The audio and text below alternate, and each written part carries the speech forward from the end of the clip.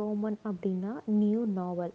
இதை யார் ரைட் பண்ணியிருக்காங்க அப்படின்னா ஆலியன் ராபி கிரில்லட் அப்படின்றவர் ரைட் பண்ணியிருக்காரு. இவர் பிரான்ஸ் நாட்டை சேர்ந்தவர். ஒன்று ரோட் பண்ணியிருக்காரு. என்ன ரோட் பண்ணியிருக்காருன்னா ஜெலசி அப்படின்ற ஒரு விஷயம் ஒரு இதை நோட் பண்ணியிருக்காரு. அதில் இவர் என்ன சொல்கிறாரு அப்படின்னா, நம்ம ஒரு நாவல்னு எடுத்துக்கிட்டோம் அப்படின்னா அதில் சில எலமெண்ட்ஸ் எல்லாமே லிஃப்ட் பண்ணிடணும்.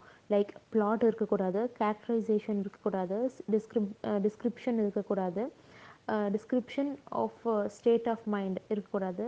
இல்லை ஒரு டைம் அப்படின்னா அது இந்த டைமில் இந்த லொக்கேஷன் தான், லொக்கேஷன்ஸ் இன் டைம் அதை சொல்லக்கூடாது, ஸ்பேஸ் இருக்கக்கூடாது, ஃப்ரேம் இருக்கக்கூடாது. ஸோ இப்படியெல்லாம் எதுவுமே இல்லாமல் ஒரு ஒரு ஒர்க் இருக்கணும் அப்படின்னா, ஒரு செட் ஆஃப் ஒர்க் இருக்குது அப்படின்னா அதுதான் கரெக்டான ஒன்று, அதுதான் நியூ ரோமன் இல்லைன்னா நியூ நாவல் அப்படின்றத சொல்கிறாங்க. இது வந்துட்டு இன்னும் ஈஸியாக புரிஞ்சுக்கிறதுக்காக கீழே இன்னொரு விஷயம் சொல்கிறாங்க பாரு.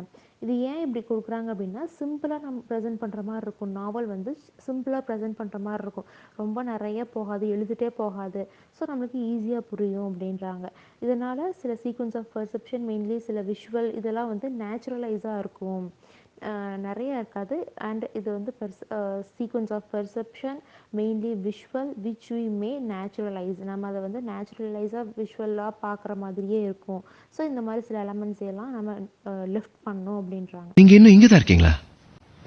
முடிஞ்சிருச்சு, வீட்டுக்கு போங்க.